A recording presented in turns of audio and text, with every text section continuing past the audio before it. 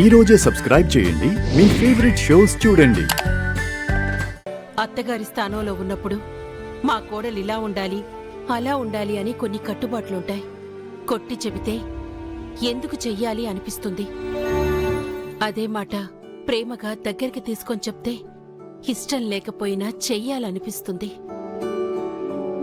ఆ రెండింటి తేడా అర్థం చేసుకుంటే ఏ ఇంట్లోనూ ఎలాంటి గొడవలు ఉండవు.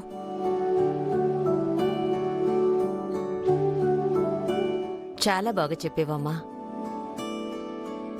సరే జానకి, ఇక బయలుదేరదామా? సరే బావగారు, వీరు చూసుకుని ఈసారైనా ఓ 10 రోజులు ఉండేలా రండి. తప్పకుండా.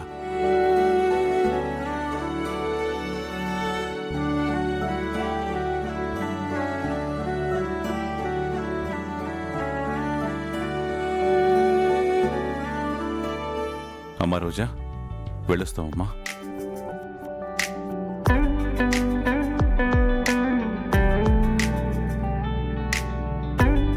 అమ్మా నాన్న వెళ్తుంటే అలా డల్గా ఉండవేంటి? వాళ్ళని సంతోషంగా సాగనంపు.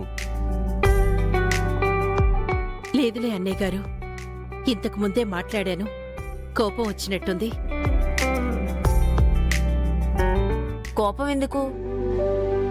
మేం ఊరికి వెళ్తామంటే వద్దు అని గోల చేస్తూ ఉంటే అలా ఎలా కుదురుతుంది అని కొంచెం కటువుగా మాట్లాడాను. అందుకే మా కూతురు కొంచెం మా మీద అలిగిందిలేండి.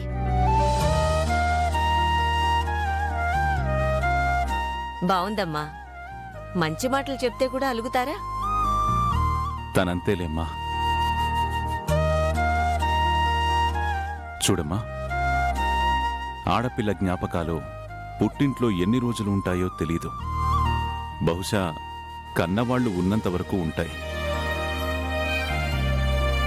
కాని అత్తింట్లో పిల్లల వాళ్ల పిల్లలు వాళ్ల పిల్లలు తరతరాలు మెట్టినిల్లే గుర్తుపెట్టుకుంటుంది. అందుకే ఆడపిల్లకి మెట్టినిల్లే పుట్టినిల్లు, మంచి కుటుంబం, మంచివాళ్లు, అణకువగా ఉండు. అత్తమామలు చెప్పింది విను. భర్తని గౌరవించు. నువ్వు సంతోషంగా ఉండాలి అంటే ఇంతకి మించి నువ్వు చెయ్యాల్సిందేమీ లేదు. ఇష్టం వచ్చింది చేసేది పుట్టినిల్లు, ఇష్టం లేనిది కూడా ఇష్టంగా చేసేదే మెట్టినిల్లు.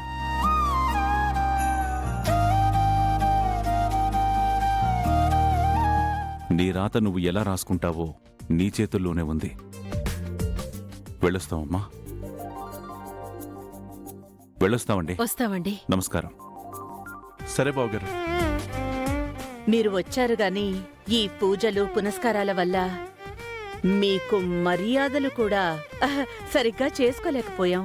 మర్యాదలదేముందండి? ప్రేమగా పలకరిస్తే అదే మర్యాద. మేమంతకు మించి ఏమీ కోరుకోవట్లేదు. వెళ్ళొస్తామండి. జానకి, పద. జాగ్రత్తగా ఉండమ్మా.